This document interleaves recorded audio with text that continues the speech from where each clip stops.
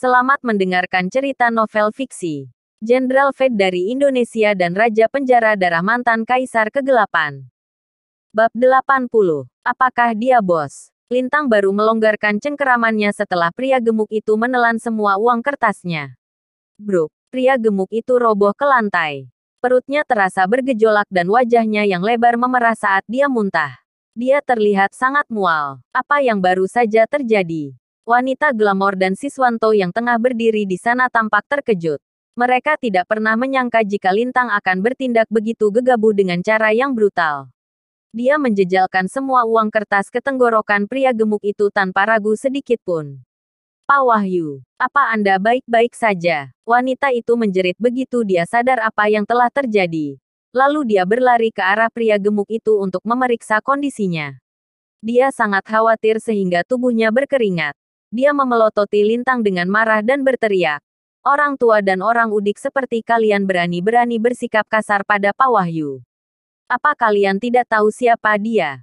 Dia ini pimpinan grup Nugraha. Berani-beraninya kalian memperlakukan beliau seperti ini. Tamat sudah riwayat kalian dan keluarga kalian. Wajah Siswanto yang berdiri di samping langsung pucat setelah mendengar kata-kata wanita itu. Grup Nugraha, tentu saja dia tahu. Karena perusahaan itu merupakan salah satu perusahaan papan atas yang ada di kota Jakarta. Meskipun bukan tandingan grup Harja, grup Nugraha bukan perusahaan yang bisa disinggung oleh perusahaan rendahan seperti grup Barma. Hal yang paling penting, Siswanto tahu bahwa grup Nugraha adalah mitra dekat keluarga Barma. Mengingat sepertiga dari bisnisnya berasal dari perusahaan itu tiap tahunnya. Sayangnya, posisinya di perusahaan tidak cukup tinggi. Jadi dia tidak pernah memiliki kesempatan untuk bertemu dengan pimpinan grup Nugraha, yaitu Wahyu. Tapi, sekarang, oh tidak, Lintang, kamu terlalu gegabah. Siswanto merasa gelisah sekarang. Dia berjalan dengan tergesa-gesa menuju Wahyu yang muntah-muntah dan berkata dengan gugup, Pak Wahyu, apa Anda baik-baik saja? Pak, Lintang masih muda dan bodoh.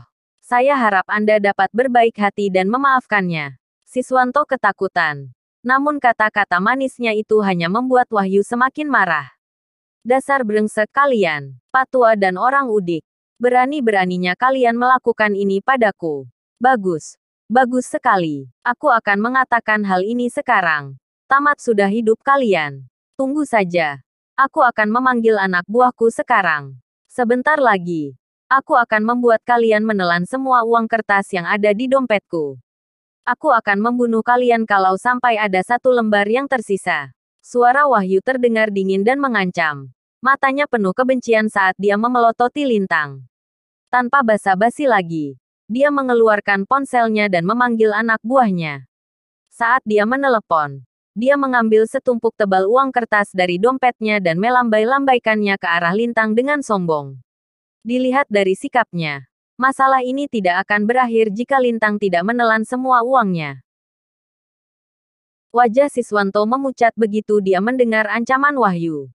Siapapun yang memakan tumpukan uang kertas itu, pasti akan masuk rumah sakit. Apa yang harus kulakukan? Apa yang harus kulakukan sekarang? Saat dia semakin cemas, Lintang malah terlihat tenang dan acuh. Lintang menatap Wahyu dan berkata dengan dingin. Apa Anda yakin ingin menyuruh saya memakan semua uang ini? Wahyu terkejut karena dia tidak pernah menyangka jika orang udik ini akan tetap tenang bahkan setelah mengetahui identitasnya. Ya, tunggu saja. Aku sudah memanggil anak buahku dan mereka akan segera datang. Mari kita lihat berapa lama kamu bisa terus menyombongkan diri seperti itu. Wajah Wahyu memerah karena marah. Brum, brum. Tepat saat dia selesai bicara, lusinan sedan melaju ke arahnya. Terlebih lagi, semua mobil itu adalah Rolls-Royce. Kurang lebih jumlahnya ada 30. Dan mobil-mobil berwarna hitam pekat itu memenuhi jalan.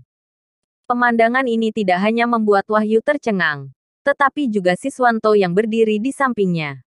Siapa orang yang pantas mendapatkan kemewahan seperti ini? Lusinan Rolls-Royce itu terlihat sangat mencolok.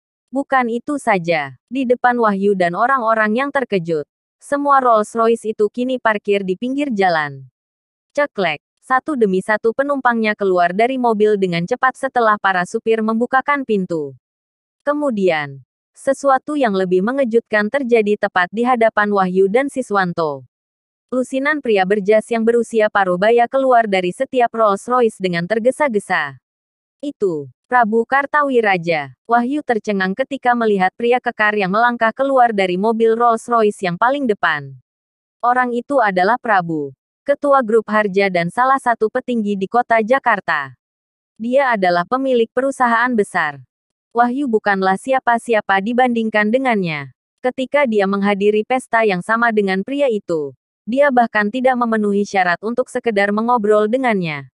Sulit baginya untuk percaya jika Prabu akan muncul di tempat ini.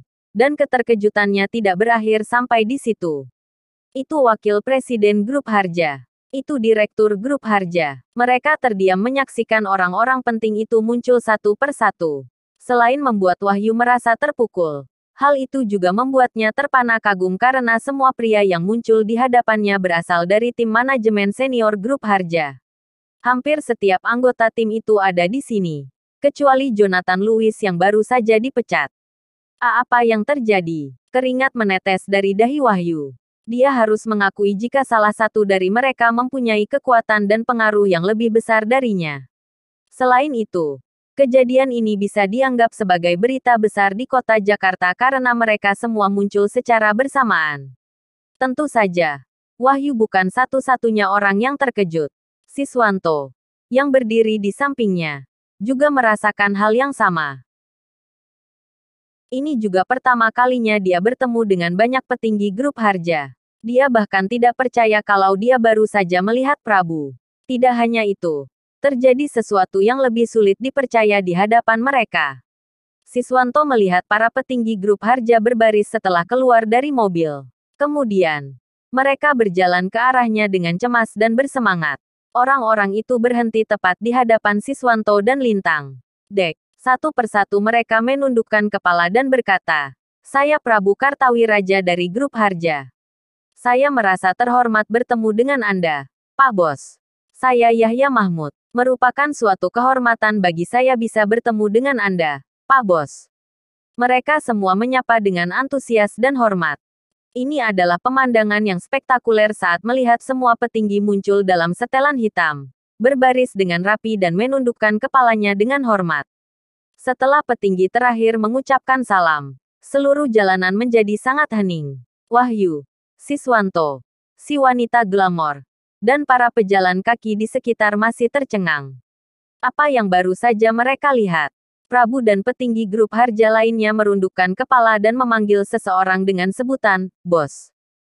Hal lain yang membuat Wahyu dan wanita itu ketakutan adalah Prabu dan anak buahnya menundukkan kepala mereka di depan Siswanto dan Lintang. Wajah Wahyu memucat seperti kain kafan. Dia sangat ketakutan sehingga kakinya gemetar dan tubuhnya merosot ke lantai.